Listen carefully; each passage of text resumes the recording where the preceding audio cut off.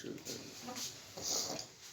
Happy মিডনাইটে মধ্যরাত্র আপনাকে ধন্যবাদ জ্ঞাপন করছি। একজন আলোকিত মানুষ হিসাবে আমরা পেয়েছি। শুধু আলোকিত বললে হবে না, একজন কিংবদন্তি হিসাবে আপনাকে পেয়েছি। আমি ব্রাইট নিউজ 99 চ্যানেলের সম্পাদক এবং জাতীয় পত্রিকা দৈনিক আজকের আলোকিত সকালের ভ্রাম্যমাণ রিপোর্টার। শ্রদ্ধেয় স্যার, আপনার কাছে আমার প্রথম প্রশ্ন হচ্ছে, আপনি আমাদের কুয়াকাটা গেস্ট হাউসের একজন ওনার, তো সেই সুবাদে আপনি গেস্ট হাউস সম্পর্কে আপনার সুযোগ সুবিধা কী দিচ্ছেন এই কথাটা তুলে ধরবেন।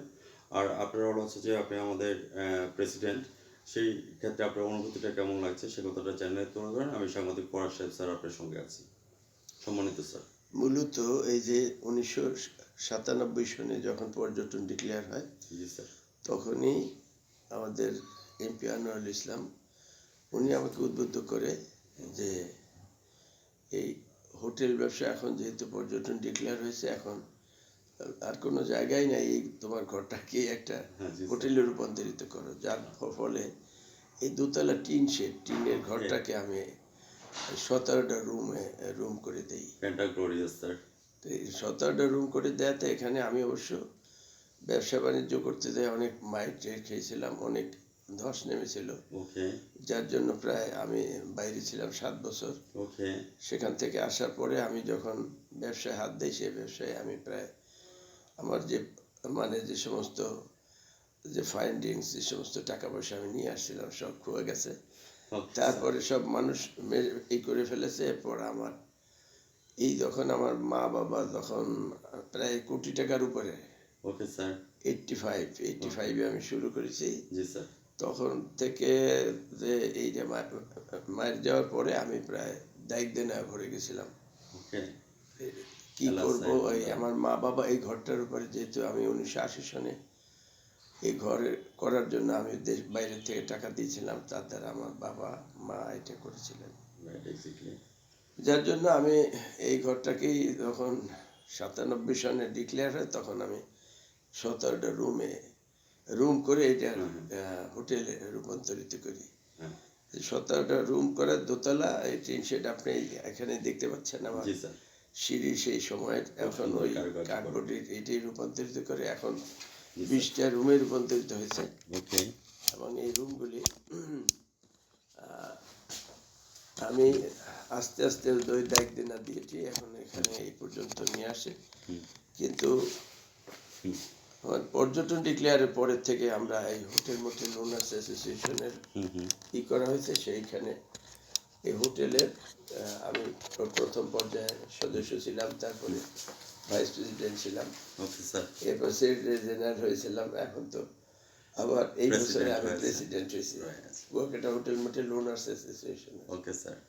যাই হোক, এই সুবাদে আমার এত কিছু করণীয় নাই এবং আমি এমন কিছু করতে পারিও নাই। তবে পর্যটন আমার জন্ম এখানে, এই জন্য ট্যুরিজম কীভাবে এই জন্য কী করা যায় এই জন্য আমি চিন্তা করেছি, এবং সময়ের সাথে যারা এখানে ইনভেস্ট করেছে তাদের নিয়ে কার্যক্রম পরিচালনা করেছে, কিভাবে কি করা যায়।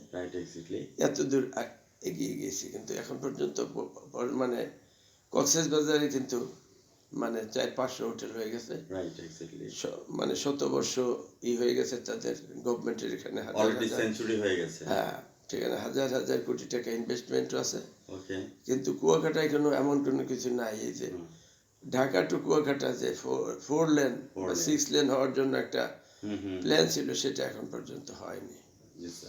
এখন আমরা অপেক্ষায় আছি, কিন্তু আরো হয়তো সারা বাংলাদেশে ঢাকা, কক্সবাজার, ঢাকা, রংপুর, দিনাজপুর এবং খুলনা, অন্যান্য অঞ্চলের সব জায়গায় কিন্তু রোড কমিউনিকেশন খুব ভালো হয়ে গেছে।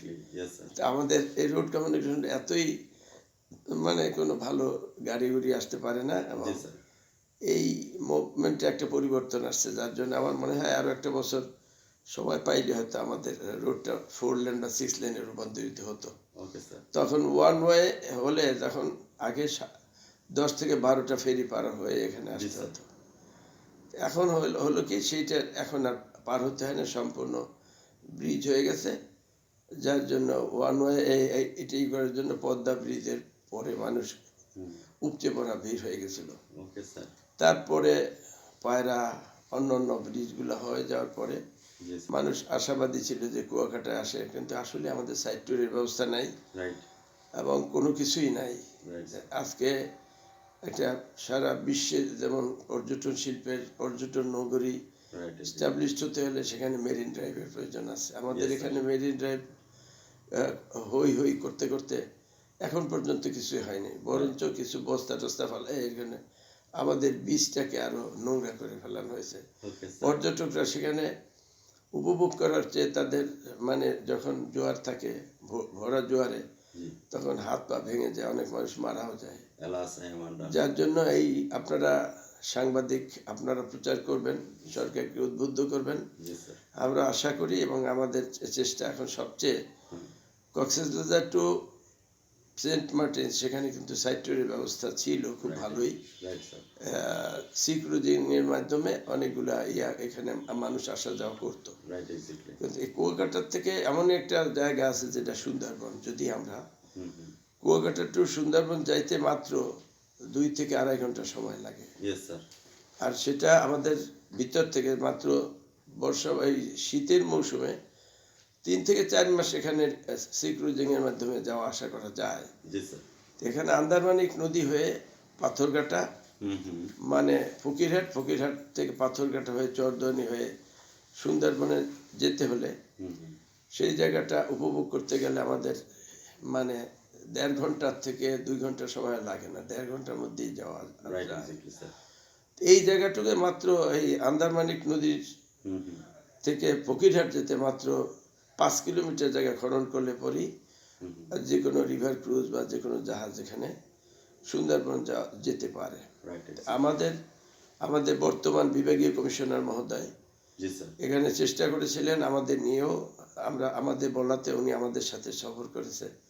সুন্দরবনে যাওয়ার এই পথটা কিভাবে কত কিলোমিটার, এই 5 কিলোমিটার জায়গা 5 থেকে 6 কিলোমিটার জায়গা যদি খনন করা যায় এক্সেলেন্ট স্যার। তাইলে 1 থেকে সোয়া ঘন্টার ভিতরে জি স্যার। মানে সুন্দরবনে পৌঁছে যায়। Okay sir. তাই সুন্দরবনে যদি আপনি অতিবাহিত করতে পারেন, সেখানে যেতে পারেন, পর্যটকদের নিয়ে পরিভ্রমণ করতে পারেন, তাইলে আমার মনে হয় সারা বিশ্বের দেশি বিদেশি পর্যটকরা হুম হুম। কুয়াকাটা হুম। ভ্রমণে আসবে। কুয়াকাটা ভ্রমণে একদিন 1 নাইট স্টে করবে, জি স্যার। তারপরের দিন আর্লি ইন দ্য মর্নিং তারা হয়তো রিভার ক্রুজ বা যে কোনো ইসে উঠবে, চলে যাবে সুন্দরবন, সারাদিন ঘুরে টুরে আবার ঘুরে ফিরে আসবে কুয়াকাটায়। হুম তো 1 নাইট স্টে ফার্স্ট ডে, তারপর সেকেন্ড ডেতে এখানে থাকবে, থার্ড ডেতে 2 থেকে 3 দিনের একটা যাতায়াত এখানে চলে আসে জার্নি।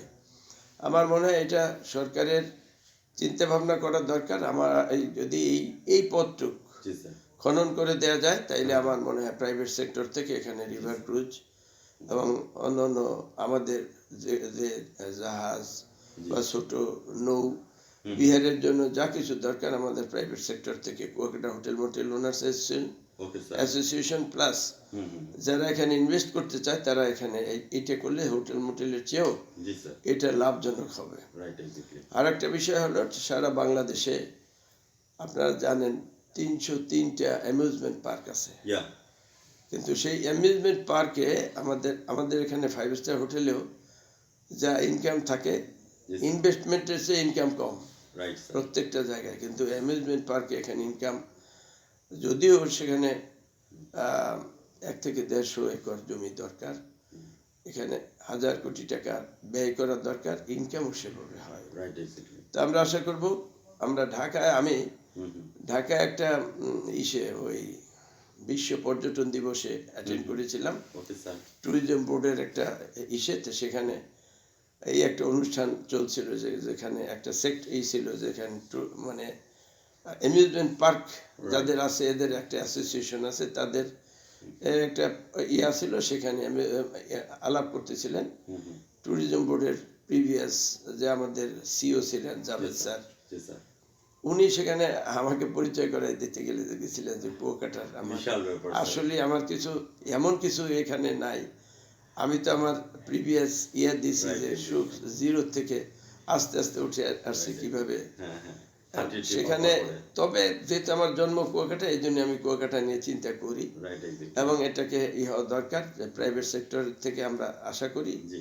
ভালো কিছু করতে পারবো যদি সরকার হুম হুম এই আমাদের রোড কমিউনিকেশনটা ঢাকা টু কুয়াকাটা এটা ওয়ান ওয়ে করে দিতে পারে, হুম হুম মিনিমাম 4 লেন বা 6 লেন, এবং হুম হুম প্রিভিয়াস গভর্নমেন্টের যে প্ল্যান ছিল রাইট যে জায়গায় এই পায়রা পোর্টের সাথে হুম মানে Adjustment করে রেলওয়ে কমিউনিকেশন হুম সেইটাই যদি হয়ে যায় বা ওয়ান ওয়ে যদি এখানে হয়ে যায়, রেল লাইন হয়ে গেলে তো খুব অল্প খরচে পর্যটকরা পরিভ্রমণ করতে পারবেন কুয়াকাটায়। রাইট এক্স্যাক্টলি আপনাদের প্রতি আমাদের অবশ্যই অনুরোধ থাকবে, সাংবাদিক বৃন্দ, ওকে স্যার আপনাদের কলমের মাধ্যমে, আপনাদের লেখনির মাধ্যমে আপনারা সরকারকে উদ্বুদ্ধ করবেন জি স্যার এবং কুয়াকাটার ডেভেলপমেন্ট প্লাস কুয়াকাটার কমিউনিকেশন যাতে হয়, জি স্যার এবং ভালো কিছু মেরিন ড্রাইভটা ভালো করে দেওয়া যায়, ওকে স্যার এবং কুয়াকাটার খুব সুন্দরই জায়গা, যদি এটাকে ভালো সুন্দরভাবে করে দেওয়া যায় তাইলে আমার মনে হয় কুয়াকাটার চেয়ে সুন্দর আর কিছুই হতে পারে না। কিপ আপ স্যার, আপনি সময় দেওয়ার জন্য অশেষ ধন্যবাদ। মিড নাইটে আমরা কুয়াকাটা গেস্ট হাউস সম্পর্কে শুনলাম এবং আপনাকে আমরা একদিনের জন্য পাই নাই, হাঁটিটি পাপা করে কিন্তু আপনি আমাদের এই প্ল্যাটফর্মের মধ্যে উঠেছেন। তো সেই সুবাদে আমি বলবো Kuakata guest house was not built in a day, একদিনে তৈরি হয়নি, হাঁটিটি পাপা করে মোতালেব সাহেব স্যার আপনি আছেন। তো সেই সুবাদে স্যার আমি আপনার কাছে জানতে চাচ্ছি, আমার চ্যানেলের পক্ষ থেকে আমি সাক্ষাৎকারের শেষ পয়েন্টের মধ্যে চলে যাচ্ছি, what's your next dream and next গোল? এটা হলো, যদি আমরা এই আমাদের বর্তমান বিভাগীয় কমিশনার মহোদয় এবং সে আমাদের সাথে হাত মিলিয়েছেন এবং ওনার সুন্দর একটা ইচ্ছা, জি স্যার এবং আমরা কুয়াকাটা হোটেল মোটেল ওনার্স অ্যাসোসিয়েশনের তরফ থেকে যদি এই কমিউনিকেশন, এই রোড কমিউনিকেশন প্লাস এই সুন্দরবনের সাথে এই অল্প জায়গাটুক খনন করে দেয়া যায়, আমার মনে হয় সারা বিশ্ব এখানে ঝাঁপিয়ে পড়বে, Right. সারা বিশ্বে পর্যটকরা চলে আসবে এখানে সুন্দরবন দেখার জন্য, Right. যেখানে একদিনের ভিতরে পরিভ্রমণ করে সুন্দরবন দেখতে পারবে, বাঘ দেখতে পারবে, ভল্লুক দেখতে পারবে, হরিণ দেখতে পারবে।